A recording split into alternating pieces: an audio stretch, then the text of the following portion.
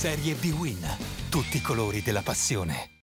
Una salvezza sempre più difficile, ma non ancora troppo distante. Dall'altra parte probabilmente l'ultimo treno utile per acciuffare un sogno chiamato playoff. Allo stadio Mecchia per la 38esima giornata della Serie B-Win scendono in campo Portogruaro e Pescara. Ambizioni differenti per Di Francesco e Agostinelli, che schierano entrambi un 4-4-2 e devono ovviare alle assenze per infortuni e squalifiche. Arbitra il signor Ostinelli di Como e al 9° minuto è subito il vantaggio Pescara, che parte a sprint con Soddimo che deposita in rete su verticalizzazione di Cascione. Rivediamo il fuorigioco mal riuscito da parte della difesa dei veneti e Soddimo che deposita in rete con un pregevole destro a giro. È già 1-0 Pescara dopo 9 minuti di gioco. Poi c'è la reazione del Portogruaro che è veemente, sponda di Gerardi, tiro di Espinal, Petterini si immola e sventa il pericolo, ma è ancora Espinal che crossa in mezzo, Scarpa da sotto misura non riesce nella deviazione vincente. Rivediamo il cross rasoterra di Espinal, Scarpa scivolata ci prova ma nulla da fare. E ancora però il Portogruaro che su schema di punizione cross in mezzo con Memushai, Gerardi appostato a metà area, non trova il gol. Poi è Bonanni che su mancino, sul calcio di punizione, non trova il raddoppio. E ancora Bonanni su corner, schema, velo e poi il tiro di Petterini. Rossi è bravo a sventare il pericolo e a mettere in angolo, ma è un buon Pescara.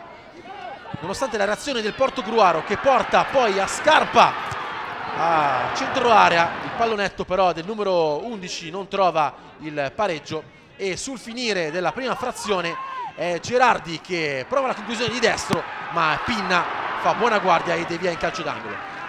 Nella ripresa Agostinelli inserisce addirittura le 3 punte con Tarana, Cunico e Altinier, ma è il Pescara che trova il gol del raddoppio. Ancora Soddimo che va sul fondo, poi Bonanni in mezzo trova la deviazione vincente con un sinistro di giustezza. Rivediamo Soddimo davvero protagonista dell'incontro, che serve in mezzo Bonanni che trova il suo 6° sigillo stagionale. È il 59esimo quando la partita è in ghiaccio per il Pescara di Eusebio Di Francesco, che ci riprova addirittura cercando il 3-0 con Del Prete che converge al centro, il taglio di Sansovini improvviso che poi si ritrova il pallone tra i piedi, tiro di destro, palo davvero clamoroso quello di Sansovini che non trova il 10° centro in stagione. Si dispera il numero 9 bomber abruzzese. Rivediamo la conclusione, solo il palo nega la gioia del gol a Sansovini che ci riprova ancora, rabbioso, va sul fondo, il numero 9 del Pescara mette in mezzo, poi Rossi fa buona guardia e in 2 tempi blocca la sfera.